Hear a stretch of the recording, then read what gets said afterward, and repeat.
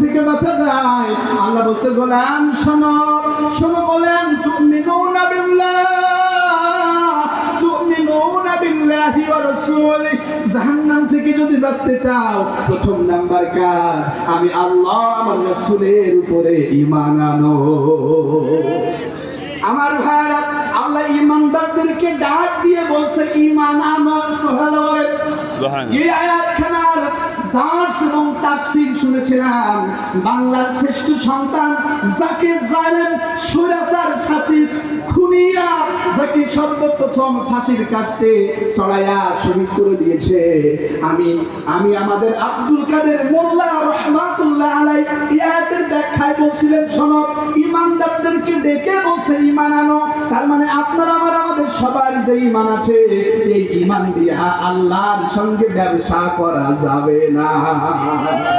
আমাদের ঈমান তো একটু জোরে বাতাস হইলেই টুপি খুলে পকেটে নেওয়াই না, নাকি বলে? দীর্ঘ 16 বছর যারা জুলুম নিপীড়ন নির্যাতন দুর্ভিক্ষ করেছে, হাসতে হাসতে ফাঁসির মঞ্চে গিয়েছে, জীবন দিয়েছে, কিন্তু বাতিলের কাছে মাথা নত করে নাই। এরাই হলো খাঁটি ঈমানদার। আর যারা বলেছে এখন সময় খারাপ, দাড়ি কেটে ফেলতেছে, সময় খারাপ, তুমি খুলে মহড়ে নিচ্ছে, সময় খারাপ, জামাত ইসলামের নাম শুনলে দূরে যায়, ওরা কিন্তু এখন প্রথম কাতারে বসে। ওদের ভিড়ে আসল মানুষ খুঁজে পাওয়া যাচ্ছে না। ছাত্রদের আত্মত্যাগের মাধ্যমে, স্যাক্রিফাইসের মাধ্যমে আমরা আবার স্বাধীন দেশ পেয়েছি। সুবহানাল্লাহ বলে। আল্লাহ তাআলা বলছে ঈমানদার ঈমান আনো। তার মানে আপনারা আমাদের ঈমানের যে কন্ডিশন, এই ঈমান দিয়ে আমার আল্লাহর সঙ্গে ব্যবসা করা যাবে না। কারণ ব্যবসা করার প্রধানতম যেটা আপনার থাকতে হবে সেটা হলো মূলধন। কি থাকতে হবে? জোরবান কি থাকতে হবে? মূলধন নাম হলো ঈমান। সুবহানাল্লাহ বলে।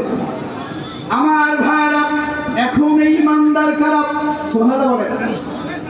আল্লাহ বলছে শোনো, আল্লাযীনা আমানু ওয়া লাম ইয়ালবিসু ঈমানাহুম বিযুলম উলাইকা লাহুমুল আমনু ওয়া হুম মুহতাদুন।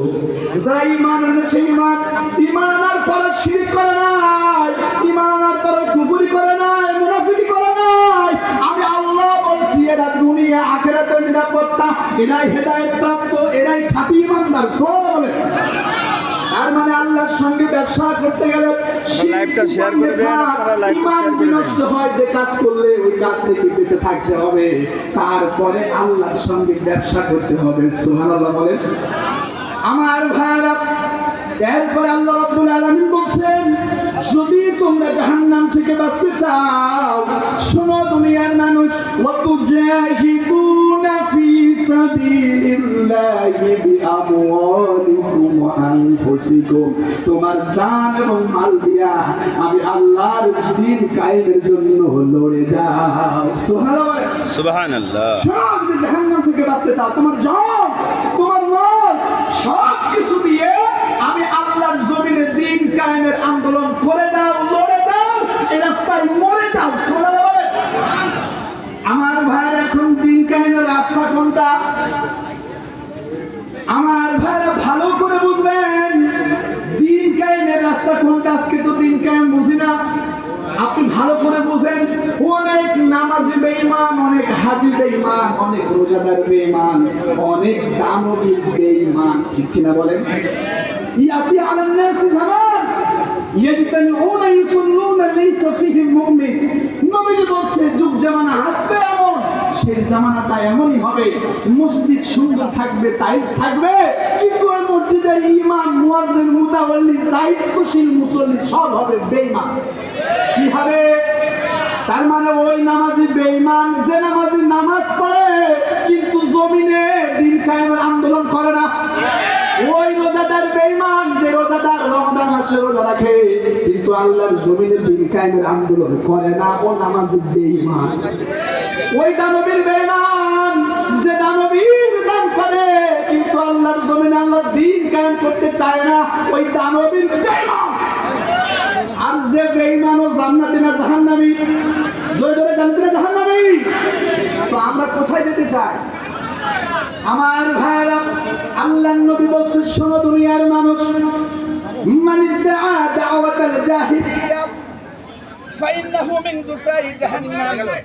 এই দুনিয়াতে যারা মানুষদেরকে এই দুনিয়াতে শুনতে পাচ্ছেন ক্লিয়ার করা বলেন, মানে আমার তো অবশ্য টাইম চলে এসেছে।